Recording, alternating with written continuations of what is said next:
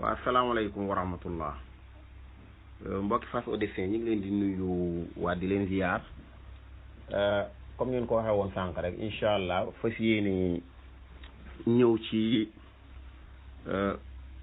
li nga xamante ni Charlie Hebdo defaat na ko muy dellu si waat comme ni mu ko yàgg a defee caricature yi nga xamante ni defoon na ko yàgg koo def ci yonente bi sallallahu alayhi wasallam yàgg ko defit ci lislaam bëggoon ci indi ay taxaw seetlu léegi taxaw seetlu ak leeral yi nga xam ne bëgg nañ ko ci indi moo di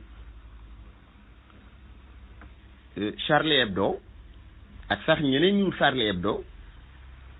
yàgg nañoo def lu man pour ternir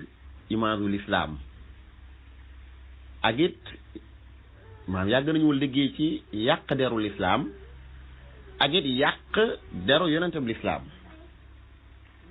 puisque loolu bu ñu seetloo Charlie Hebdo yàgg naa def lu ni mel ba tey jii ñoom seen rédaction ñu décidé delloo si waat caricature yi nga xamante ni boo leen fàttaliku indi woon na fi ay coow surtout seen attentat yooyu fi amoon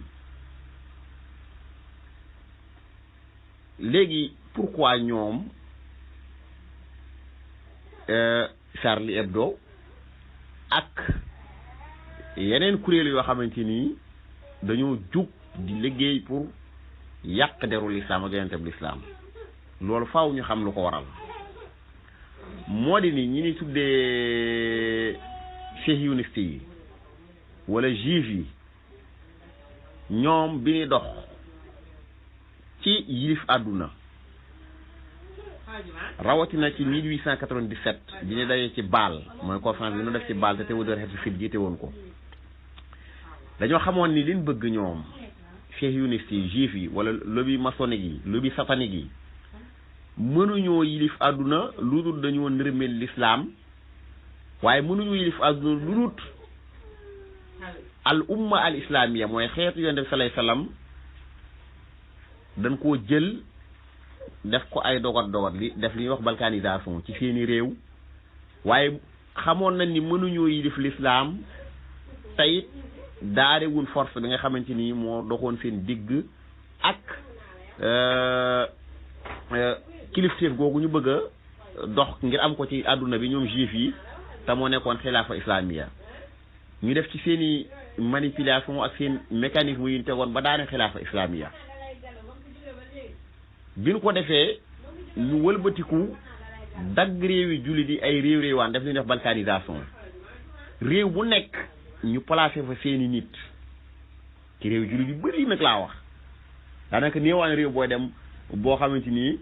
dana échappé ci gouvernance mondiale boobu nga xamante ni sioniste yi ñi ngi ko doon programmé ci Bâle 1897 pour teg benn gouvernement mondial boo xamante ni day yilif mboolem gouvernement yi nekk ci àdduna ñuy dox ci seeni waaw léegi nag umma al islamiyya muy xeetu yonent bi sallallahu alayhi wasallam ak alquran bi nu amee ak yonente bi nu amee dafa nekk benn force boo xamante ni juif yi xamoon nañ ni moo leen teree am liñ bëgg te mooy yilif àdduna li may wax 1897 ñu ni naan fexe ba dagg réew jullit ay réewaan fexe ba maanaam umma boobu nga xamante ni jullit bu mën di doon bi nekkoon Afghanistan bi nekkoon Pakistan bi nekkoon Inde bi nekkoon Sénégal bi nekkoon fii yi may wax yëpp nag booba réew yooyu amutoon ñu ne naan fexe ba dagg ko ay réewaan wooteloo leen ak nationalisme dem ci arabe yi ñu wooteloo nationalisme arabe dem ci turki yi woo leen ak nationalisme turc dem ci perse yi wala leen yéen ay perse ngeen bu ko defee jullit yi nag kenn duuti identifié wu ci umma boobu léegi umma bi nag première force am mooy léegi nag umma boobu dafa am ay force yoo xamante ni maa ngi ñëw ci li Charlie Hebdo def force boo xamante ni saa yun ci tënkoo Occident xam na ni mooy seen début de la fin te am na kenn ci ñoom ko waxoon ni li ma gën a ragal nee na li mu gën a ragal moom mooy Muhammad mu bees feeñ ci monde islamique bi, c'est-à-dire mooy benn guide boo xamante ni day guider umma mooy nation islamique bi ci li fi yonente bi sallallahu alayhi wasallam indi woon jaar ko ci alquran. moo tax dana def lu tout pour ternir image u l'islam, ternir image u yonente bi l'islam, waaye te fexe ba indil nit ñi dut mooy sikki sàkka ci yonente bi l'islam mooy Muhammad, indiloo nit ñi dut sikki sàkka ci alquran, waaye indiloo nit ñi sikki sàkka ci histoire l'islam. léegi bi ñu tafee ci pour atteindre loolu ci 1897 bi ñuy dajee ci Bâle dañoo tegoon 24 protocole tey maam détail protocole yi taxuñoo jóg, mais am na ci seen protocole yi yu ñu teg yoo xamante ni dañ ko jagleeloon naka la ñuy def ba ternir ba yàq deru yonente bi sallallahu alayhi wasallam, fexe ba image am ku ko gis rek maanaam lam lay jox mooy image bu ñaaw. ndax buñ fàtte ni suñu borom waxoon nañu ci alquran wa lakum fi rasulillahi uswatun hasana, suñu borom nee woon nañu yonente bi sallallahu alayhi wasallam mooy seen royukaay. te gis nga ab peuple wala ab nation wala civilisation pour ñu dem faaw ñu am maanaam leadership boo xamante ni ci la ñuy teg seen kanam def ko seen royukaay pour dem. léegi l'islam nag am sax fiye bu mel ni Muhammad sallallahu alayhi wasallam nga xam ni ci histoire humanité musul xam ci li jiitu ak bi fi yonente bi nekkee ak ba àddunay tukki humanité musul xam nit ku mel ni Muhammad sallallahu alayhi wasallam, musu koo xam ci rafet jikko, musu koo xam ci xereñ, musu koo xam ci am na ñuy wax leadership. histoire humanité musul xam ku bëree tolérance ni Muhammad sallallahu alayhi wasallam. histoire humanité musul xam nit ku maandu, nit koo xamante ni dafa maandu ba pare di doxal maandute di doxal justice comme yonente bi sallallahu alayhi wasallam. histoire humanité musul xam ku mel ni yonente bi sallallahu alayhi wasallam. moo tax suñu borom bi mu ko tàgg wa innaka la ala xuluqin azim mooy yaa kawe ñëpp jikko. te ku ne xam na ni peuple yi nit wala peuple wala civilisation yi pour ñu yegg ca kaw des la ay valeur ay jikko rek moo leen fa mën a yeggale. te ki gën a kawe ci ay jikko ci nit ñi mooy yonent bi sallallahu alayhi wasallam. loolu moom jullit ñi ak ñu honnête te du ñu ay jullit sax nangu na ne yonent bi sallallahu alayhi wasallam ku mel ni moom ci histoire humanité mu saam. kooku nag ñu ne nañ jug ternir image am yàq deram. moo tax ñu yàgg a jëfandiku ay méthode pour yàq deru yonent bi sallallahu alayhi wasallam. yooyu bokk na ci li sioniste yi tegoon comme yàq deru yonent bi sallallahu alayhi wasallam, dikk ci bëgg a gëmloo nit ñi yonent bi sallallahu alayhi wasallam. lu njëkk dañuy gëmloo ni li mu indi muy alquran du wax ju jóge ci yàlla, mais juif yi nekkoon ci péninsule arabique ñoom ñoo ko doon dicté loolu di ci tudd ñu demee ne ay ñoom Buxayra ay ñoom Waraxata ibn Nawfal, maanaam juif ak chrétiens yi nekkoon foofu wane ni li mu doon wax ci ñoom la ko jëlee. mais bi mu réussirul loolu am na beneen méthode bu ñu jëfandikoo woon mooy gëmloo ni ñu ni comme ni juif yi def chrétiens yi dañoo gëmloo chrétiens yi ni leen évangile copie la ci Torah, maanaam copie la ci Tawraat. te Tawraat mooy original bi, maanaam Torah mooy original bi. li ñuy wax Ancien Testament ak Nouveau Testament xam nga lu ko indi mooy juif yi dañoo nax chrétiens yi wala leen ni leen Tawraat muy original, évangile copie la ci moom. ñu ni leen nag bu fi original nekkee doyewul dara copie. léegi ñu indil leen baatu Ancien Testament ak Nouveau Testament yàq téere yooyu yëpp ba daanaka dara lu yàlla wàcce woon ci yonent yàlla Muusa ak lu yàlla wàcce woon ci Isa defe ne ci téere yooyu lépp dañ ko falsifié. bi alquran ñëwee nag ñu bëgg ñoo gëmloo ni alquran it copie la ci Tawraat ñuy leen déedéet, alquran dafa ñëw pour nekk téere bi mujj ci téere yàlla doon wàcce, waaye nekk bi ci gën a mat, nekk téere boo xam ne dafa am shumuliya maanaam universalité bu alquran. ak alquran dafa valable fi kulli makaan fi kulli zaman ci bépp jamono ak bépp bërëb ñu bëgg loo gëm loo ni ci yàq deru yonente bi ñu bëgg loo gëm ni yonente bi alquran jooju kon ci juif yi la ko jëlee mais mënuñu ko def ci bopp jullit yu dëggu yi ak ñi ñaami xel waaye yàq nañ ci am na ñu bëri ñu ci yóbbaale beneen bi ci li ni yàqee dara yonent bi sallallahu alayhi wasallam ñuy wax ni moom maanaam ku violent la woon da doon wër di guerre di rey ay nit te loolu xam ngeen ni wérut yonent bi sallallahu alayhi wasallam toog na 13 ans Makka ñi ko gëm ñu di leen xiifloo embargo leen jaay du leen jaay lekk du leen jaay naan di leen xiifloo bal di leen rey ñun ñëpp xam nañ histoire Yaasir famille Yaasir rey ci ñu bëree bëri ci jullit ñi xiifal ci ñu bëree bëri génn rey ci xiifal ci ñu bëri dootu leen ñu génn leen maanaam li Yonent bi sallallahu alayhi wasallam indi woon nga xam ne dafa ñëwoon pour instaurer justice ginnaaw boo xamante ni injustice feesoon na dell adduna bi rawatina ci péninsule arabique Yonent bi dafa ñëw fekk fii injustice yoo xamante ni bokkoon na ci tey ñii di taxaw di wooteel jigéen ñi ay droits de la femme Yonent bi dafa fekkoon jigéen ñi ci civilisation yi nekkoon ci adduna bi yëpp ba ci civilisation romaine grec perse Inde Chine ñoom ñëpp jëflante bu ñaaw lan yàgg am ak jigéen ba ci maami tubaab yi seen maam yi waaye dugg ci détails yi taxu ñoo jóg ba ci lii ñuy wax ci wàllu héritage doon na Yonent bi sallallahu alayhi wasallam dafa ñëwoon fekk jigéen du bu borom këram musaana dee non seulement moom du doon borom këram waaye moom ci boobu dañ koy boole ci bagage yi ni miraas ba pare kum neex ci famille jëkkër ji takku ko moo xam mu neex wala mu naqare ko lislaam dikk jële fi yooyu fekk tey ku musa am doom bu dee ci araab yi di def waddul ba naat jur doom ju jigéen rey ko lislaam ñëw araamal loolu riba lekk alalu nit ñi ci neen ak yeneen yoo xam te ni lislaam bi mu dikkee dafa ñëw pour indi justice waaye yemale ñëpp égalité dëgg-dëgg yonent bi ñëw yemale ko indi ko loolu moo taxoon nga gisoon ko mel ni Bilaal ibnu Rawaax di ak nit ku ñuul li gën a fort ci lislaam moo ko doon woote muy julli di noddu mais ci bundu xataal gu doon bundu xataal jullit ñi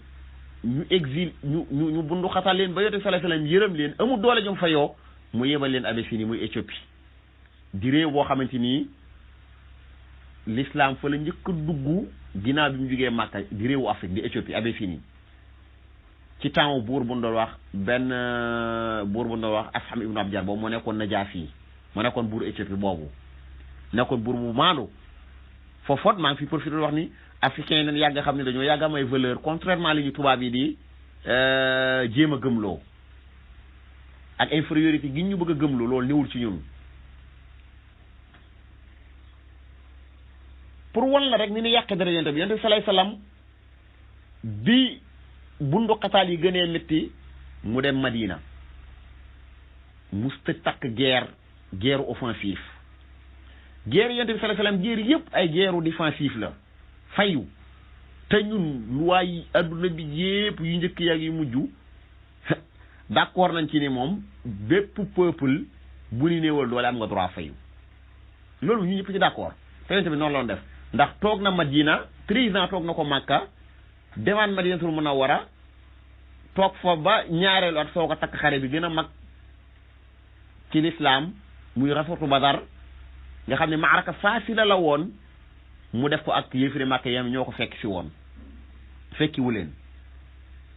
foofu dama bëgg a wax rek ci yi ni yàqee dara yonente bi bokk na ci ni lislaam diine la yoo xamante ni waxu bu ma waxee lislaam nag mbokk yi nan bàyyi xel man maa ngi wax lislaam bi yonente bi jàngale waaye waxuma lislaam boo xamante ni boo demee ba ca biir ña ko teg mooy lobby satanique yi pour tenir image de l'islam loolu dañ ci mus a ñëwi l'islam bi yonente bi sallallahu alayhi wasallam jàngale islamu tolérance la islamu vraie justice du justice à deux vitesses. islam bi yonent bi sallallahu alayhi wasallam jàngale islamu fraternité la. arabe bi gënul perse bi gënul éthiopien bi gënul nit ku ñuul ki ñoom ñëpp ñoo yem. te loolu la yonent bi sallallahu alayhi wasallam jàngale incarné ko ci dundam. léegi valeur yooyu yonent bi sallallahu alayhi wasallam ñëwoon le pardon mooy baale. xam nga pour walla ni la ñi jóg pour tilimal dara yonent bi dañ cee tuuti danaa ci ñëw ci Charlie Hebdo bi danaa ci ñëw. yonent bi sallallahu alayhi wasallam xolal bi ñu ko yàggee rey ay nitam yàgg koo xiifal yàgg koo maral ba génne ko dëkk bi nga xamante ni fa la juddoo yàgg ko fekk si di guerre ak moom ba bi ko yàlla joxe ndigal mu fayyu ba nim dil see Makka gis nga diplomatie bi mu doxaloon ci Fathu Hudaybiya xoolal tey bi mu jekkoo ay noonam lu mu leen wax lan ngeen njort ni moom laa leen di def ñu ne ko yow ku baax nga doomi ku baax nga mu ni isa bu fantum toloxaa dem leen baal naa leen. xanaa kii kon mu bëri yërmaande kii moo xam le pardon kii xamul violence. Yonent bi sallallahu alayhi wasallam ci dundam kenn nit la musa rey ci loxoom muy Ubay ibn Xalaf kenn nit maam ci loxoom laa wax. léegi yonente boobu nga xam ne sallallahu alayhi wasallam yàlla daf ko taggoon ci nii moo gën a kawe jikko di nit ki gën a mat ci nit ñi waxuma sax yàlla tànn ko mais ni mu feeñee résultat yi ndax pendant 23 ans yonente bi sallallahu alayhi wasallam civilisation yi fekkoon yëpp islam daf leen a mëdd depuis 610 bi ko yàlla yónnee islam moo nekk di régner ci àdduna bi ba 1919 bin follee dernier calife bi nekkoon xalifa julli ñi muy sultan Abdul Hamid As-Sani te xam nañ loxo bi ci sioniste yi ak lobby satanique yi def ci seen congrès bi doon def ci baal pour naka lañ def ba nërmeel l'islam mais loolu sunna kaw ni yàlla maanaam civilisation bu mën di doon wala force bu mën di doon yàgg day daanu beneen jël mais nag force l'islam mooy mujjee li ñuy wax la dernier mot. yonte bi sallallahu alayhi wasallam it bokk na ci leen koy jéem a tilimale daram te lottu nañ ci mooy wane ne waaw moom dafay nekkoon di takk jabar yu bari te yonte bi sallallahu alayhi wasallam fukki soxnaa benn yim am yëpp kenn rek moo ci nekkoon jàng muy suñu yaay ñi si ñëpp ay jeeg lan woon te duñ jéem a wax mukk maanaam aspect social bi yonent bi sallallahu alayhi wasallam doon denc ñooñu ñii ay mag lan woon ñii demoon na ba mënatuñu am doom bu fekkoon koo xamante ni looloo ko taxoon a jug kon day dem ci jàng yi mais tey bu fekkoonte ni détaillé loolu mooy kenn ku nekk mën na laa waxal li taxoon yonent bi sallallahu alayhi wasallam denc ko nga gis acte bu noble bi mu ci doxale ak côté social bi maanaam amu ci kenn koo xamante ni dafa denc rek ngir ne dafa bëgg ay soxna yu bari jamais amul tamit benn guerre bu mu sa takk dem ci ay nit di leen rey ñi ngir ne dañoo bëgg a dugg ci lislaam moo tax buñ jaawalee yonente bi lim jàngale alquran jàngale ko yonente bi pratiqué ko ak certains soi-disant musulmans yi li ñuy def loolu bu ñu ko jaawale xaj dañ ci ñëw ci ñi nga xamante ni ñoo teg ay méthode wala ay mécanisme pour tenir image de l'islam ci ay tur yu leen di kole yoo xamante ni jëmmi l'islam laa wax kat diin de comme religion waxuma ay julli lu ñuy def puisque du li julli ñuy def yëpp moo engagé yonente bi ci guerre daf loon tere ku dagg garab daf loon tere ku rey màggat daf loon tere ku même jaamukaayu yàlla ay synagogue ak ay temple yooyu daf loon tere ku ko yàq maanaam ay bâtiment public yu nit ñi jëfandikoo yonte bi daan tere ku ko gi daan tere ku rey xale contrairement ak tey réew mi gën a mag ci àdduna bi ak muy États-Unis Israël ñi nga xamante ni ñooy incarné tey wàllu démocratie wàllu prospérité wàllu maanaam baat yooyu nga xam ne da étapale la nan xool Israël tey li muy def ci guerre yi muy def yëpp ci waa Palestine day rey ay xale gis ko fekk ñu gis ko muy rey ay xale yu nàmp fekk famille boo xamante ni dañuy nekk ci seen kër mu raser kër ga ci seen kaw mag ña dee gone yi dee màggat ñi dee ak góor ak jigéen tey Israël daf koy def te mooy réew mi nga xamante ni bi sioniste yi dee daje ci baal bokk na ci objectif yi gënoon a mag mooy naka lañuy def ba taxawal benn état juif benn dawla xawmiya yahudiya fi qalbil uruba wal islam naka lañuy sampee am réew ci biir xolu réew yu jullit yi 1897 réew moomu tey ñu bëgg a jaay ak yahud yi ñu bëgg a jaay ni ñoom ñooy incarné démocratie ñooy incarné liberté ñooy incarné justice ñooy incarné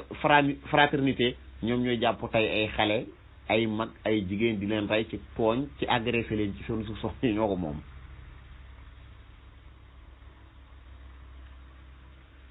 israéliens yi dañuy màbbu ay jàkka ay armeel sax laa la wax armeel yoo xamante ni ay saxaaba lañ fa denc mooy armeel yi ma amani laa israéliens yi dañ ko raser def fa ay bërëb yu ni promenade ay bërëb yu ni foye yu ni caaxaani li tax may tudd Israël nag danaa ñëw ci link bi am ci attentat yi fi amoon ci Charlie Hebdo ak supermarché xuma Kasher boobu ñu rey woon ay juif puisque yëpp ay tappale la rek attentat yi lépp ay tappale la defuñu ko lenn lu bëgg a ternir image de l'islam ak yàq deru yonente bi l'islam léegi su ma delfee nag ci dégg thème bi ma bëgg a wax puisque dama doon introduire rek ci pourquoi ñuy caricaturer yonente bi ak l'islam pourquoi loolu tontu bi c'est simple mooy juif yi bi ñuy dox pour yilif àdduna xamoon nañ ni l'islam moo leen mën a tere yilif àdduna ñu def lu man pour tas jullit ñi di leen rayalante indi bot de compte ci seen biir waaye lu ni ñu di ko def pour sorele nit ñi seen alquran sorele nit ñi ak seen yonent fexe ba yàq deru seen yonent ci seen kanam ba kenn dootu ko nawloo ba kenn dootu nawloo yonent sallallahu alayhi wasallam ci kaw na mais wallahi alazim dañi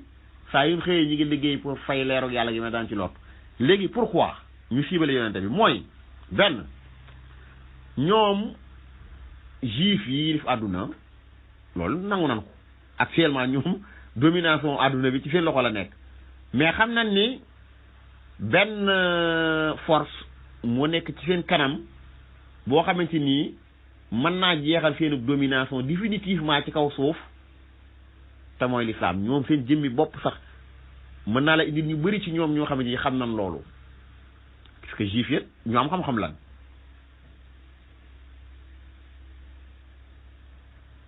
ñu ni nan yàq deru l'islam bi nga xamante ni saa yu xëyee ñoom gis na ni islam ngi yokk fi mu ne diine ji ëpp lu muy yokk moo jëlal ci Afrique ci àdduna bi partout dans le monde religion yi fi nekk yépp que ça soit muy bouddhiste christianisme judaïsme maanaam religion yépp boo jël ci àdduna diine bi ëpp lu muy yokk waxuma de ñu nekkoon ci biir l'islam di juddu waaye ñu ci bokkutoon di ci dugg l'islam la loolu daf leen a tiital ñu ni nan yàq deru l'islam te bu ñu yàq deru l'islam nan tàmbalee ci ñaar yi ma njëkkoon a wax ci njëlbeen gi nii mooy force l'islam yi nga xamante nii mooy alquran ak yonent bi indi woon alquran surtout bu ñu jéemee dox ci wéyee ndigal yi nga xamante ni moom la yonent bi sallallahu alayhi wasallam indi jéem a roy valeurs yi yonent yi nekkoon ci yonent bi sallallahu alayhi wasallam waaye jéem a doxal li nekk ci alquranul karim te ñoom lu ñu danañ ko def pour loolu da am ñu ni nan yàq deru ñooñu mooy yonente bi moo tax ngay gis ñu di ko caricaturer léegi bu ñu koy caricaturer ci turu la koy caricaturer ñu ne ci turu liberté yéen seen groupe bi am na ko fi nekkoon di wane ni waaw tubaab yi wala maçon yi ñoo fi indi liberté ñoo fi indi égalité ñoo fi indi fraternité léegi dama leen jox benn misaal pour wala di la ñii li ñuy wax du dëgg seen liberté gi ñuy wax démocratie gi ñuy wax ay baat la yu ñuy wax ci kaw rek mais gëmuñu ko ñoom dañ koy jëfandikoo saa yu leen neexee saa yu leen amalee intérêt su leen amulul intérêt nag ñu maate ko léegi loolu la ma ci wax mooy Charlie Hebdo bi mu caricaturé yonent bi sallallahu alayhi wasallam te attentat yi amoon ñoo xam na mu amee ñu bëri ba ci suñu président yi dañoo demoon ay président jullit ak président yu bëri dañoo demoon Paris di manifester pour lan pour nee na ñooy Charlie Hebdo caricature ki mu caricature yonente bi am na ci droit ci turu lan liberté léegi nañ taxaw ci liberté googu Charlie Hebdo nee nan dafa caricature yonente bi au nom de la liberté wala boog soi-disant liberté bi di wax ñoom dafa am diglu leen baax li may wax nii nan diglu baax li may wax nii dafa am koo xamante nii ci rédaction bu Charlie Hebdo la doon liggéeyee Nicolas Sarkozy doomam convertir dugg ci judaïsme mooy diine yahut kooku doon liggéey ci rédaction bu Charlie Hebdo caricature ko diglu leen bu baax de bi mu ko caricaturé daan koy caricaturé comme que ni doomu Nicolas Sarkozy bi xaalis moo tax mu dugg ci judaïsme ci yahut rédaction bu Charlie Hebdo ñoo ne ko da ngay baalu booba Sarkozy moo doon président ñoo ne ko da ngay baalu wala ñu dàq la ñu ne ko baalu wala ñu dàq la mu ni baalu wuma ñu dàq ko léegi ñu dem ba jëmmi jamono Charlie Hebdo caricature yonente bi salay salaam attentat yi am naafiq yu bëri génn di manifester naan waaw ci turu liberté Charlie Hebdo am na droit caricature nangam liberté de la presse patati patata kooku ñu leen yéen da ngeen a naafiq yéen doomu Nicolas Sarkozy moo dugg ci diine yi yëxuwoon ma caricature ko ni xaalis ko ci dugal rédaction bu Charlie Hebdo ñoo ne ma da ngay baalu wala ñu dàq la ma bañ ñu dàq ma léegi muy leen ci turu liberté bi ngeen di sóob naan yonente bi Charlie Hebdo am na droit caricature yonente bi pourquoi Charlie Hebdo am droit caricature yonente boo xamante nii 1,2 milliard wala lu ko ëpp ñoo ko gëm ci àdduna bi te man mu ni moom amul droit caricature doomu Sarkozy mooy kan juif yi dañoo mat 5 millions ci àdduna bi pourquoi tey doomu Sarkozy mooy kan ba bu convertiroo dugg ci juif rédaction Charlie Hebdo am ku fa taaw caricature ko ñu ne ko da ngay baal wala ñu dàq la mu bañ ñu dàq ko ba pare bëgg a wëlbati ko bëgg ñoo wax ni ci turu liberté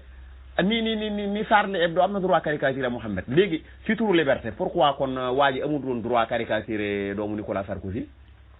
moo tax ma yàgg leen a wax ni leen am na ku nekk ci seen groupe bii di nax nit ñi ci turu yoo ci baat yooyu may leen loolu ay nax la liberté gi ñuy wax ay nax la démocratie gi ñuy wax ay nax la beneen firnde bu ma lay waxal ne la ay nax la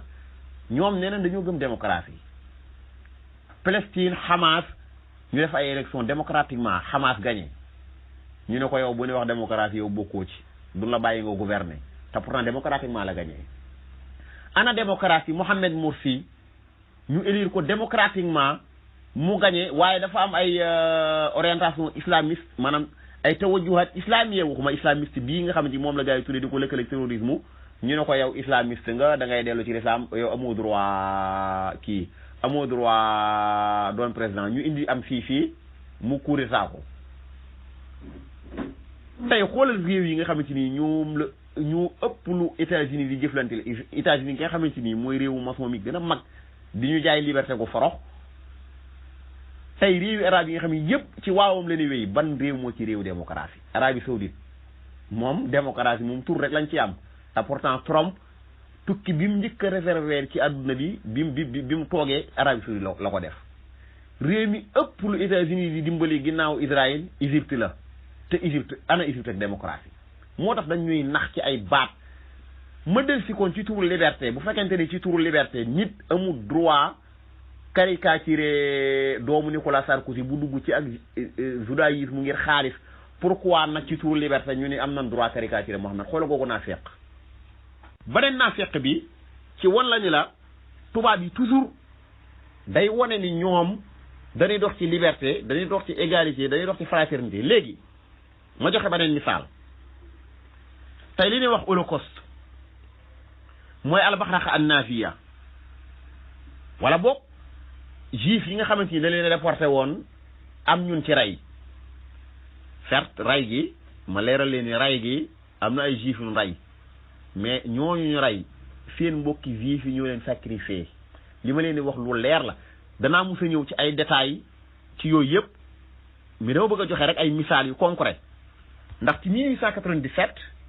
bi ne daje ci Bâle pour am benn état juif ne woon nan faw ñu sacrifier ay quelques juifs yoo xamante ni ñoom la di defee source de propagande pour àdduna bi bàyyi ñu xel ba mën a am réew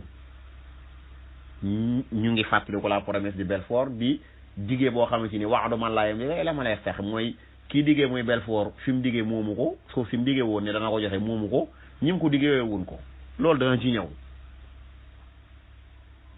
beneen yoon ñoom ñoo programmé woon ci 1897 li ma wax boo demee dañ ko bind noir sur blanc ak ba ci sax mécanisme yi teg yépp pour dominer adduna bi ba ci guerre mondiale yi ñu ni nan rey ay quelques juifs pour defee leen propagande pour ñu am état ñu dem ba 14-18 19 ñu taxawal seen gouvernance mondiale boobu ñu doon wax pour yilif àdduna muy SDN Société des Nations demaat 39-45 indi Hitler ci pouvoir bi yaa li may wax damay peser baat yi may wax Keker Bush maam la ci ñoom George Bush nii seen maama ñoom ñu indi Hitler ci pouvoir bi pour mu déclencher leen deuxième guerre mondiale Hitler reyal leen juif yooyu ñu waxoon rey ci ay quelques ay junni ñu gonfale ko nii 6 millions la rey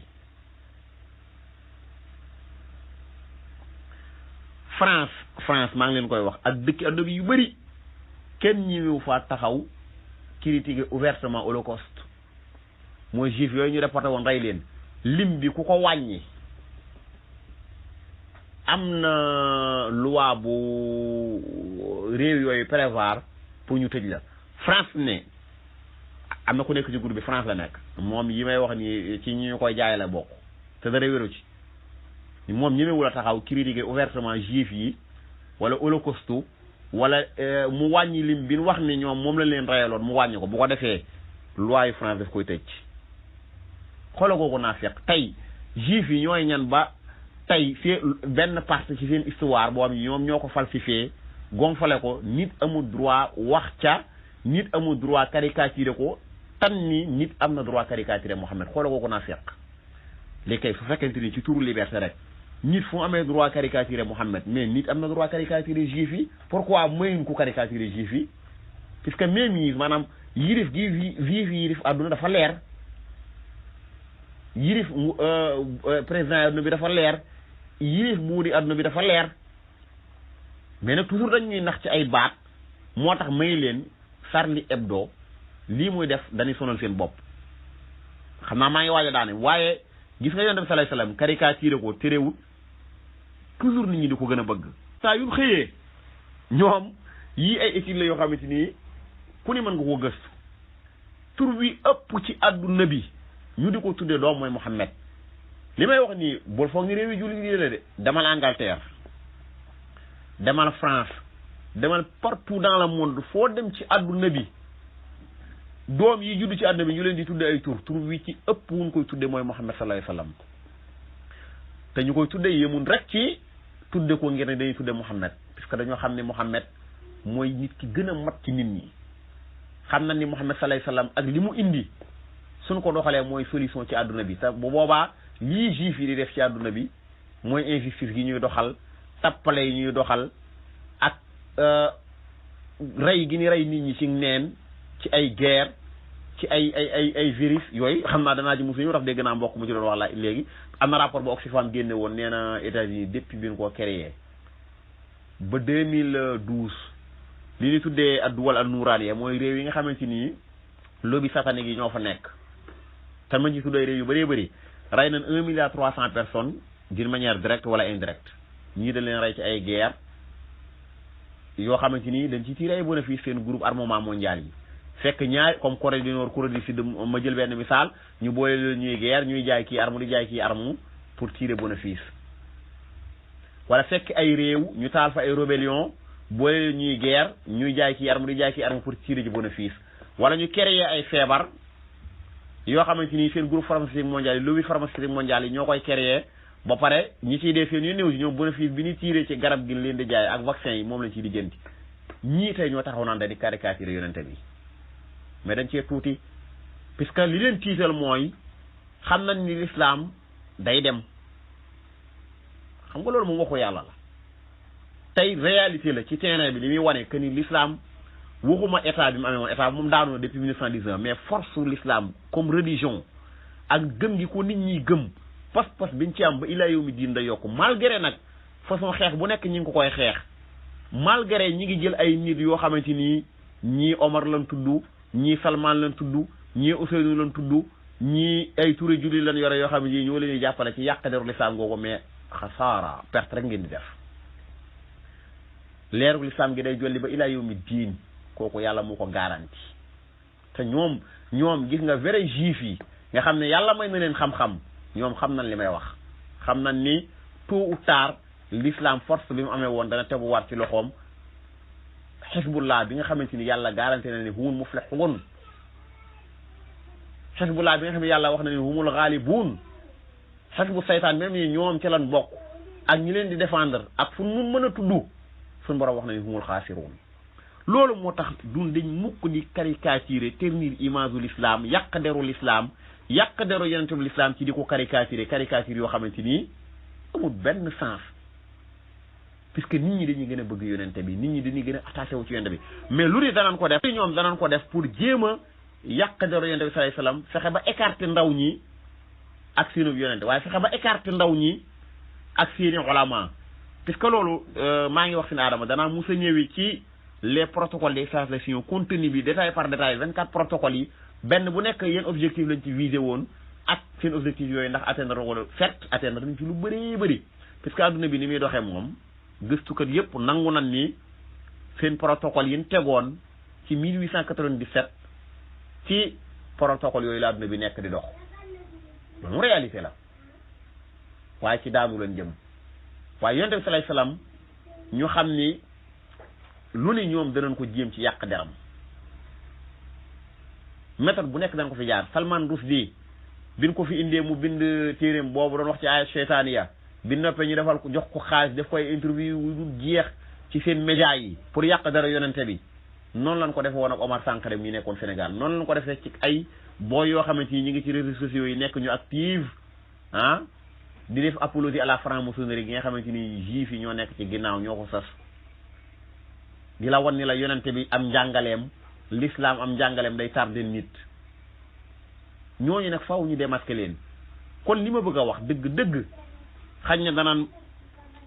amisan wu dikk ci détail yu exactement mécanisme yi nga xamante ni moom la sihyoniste yi lobby satanique yi teg pour ternir image u l'islam yàq deram rawatina na ci terrorisme nga xam ne thème boppam la naka lan tege woon ay livres yu commandité ci Fukuyama ak Huntington ci kii bindoon Nihaayatu Taarix kii bind Choc des civilisations ci seen ñaare werante yooyu mu walla ñu ne lépp dañ koo commandité mooy terrorisme bii naka lañ ko jëlee def ko loo xamante ni dañ koy ternir image de l'islam waaye naka lañ ko jëlee fexe ba di ko rayalantee julli ñi ñuy def xatlul arab bil arab wal muslimin bil muslimin waaye yenn mécanisme lañ teg dëgg pour ternir image de l'islam te mooy tàmbalee ko ci yonent bi sallallahu alayhi wasallam ak alquran ak histoire l'islam ak sama musulman yi nga xamante ni ñoo porté woon flamme boobu bi fi yonent bi sallallahu alayhi wasallam jugee ginnaaw saxaaba yi ginnaaw taabi'in yi ñu fexe ba dagg seen diggante ak boroom xam-xam yooyu rôle bu essentiel bi nga xamante ni moom la jàkk doon joué bu njëkk ñu fexe ba dagg loolu yooyu yëpp incha allah danañ ci ñëw tey dañ ni woon nan surtout nag ñaari kii yi ma joxoñ ñi loolu sax daanaka moom a gënoon a taxaw wax rek pour wan leen ni le liberté gi ni wax ay nax la waaye danañ ci gën a ñëw ci ay détails bu ñu ko yàlla mayee di jéggalu ci guddal gi day wax asalaamaaleykum wa rahmatullah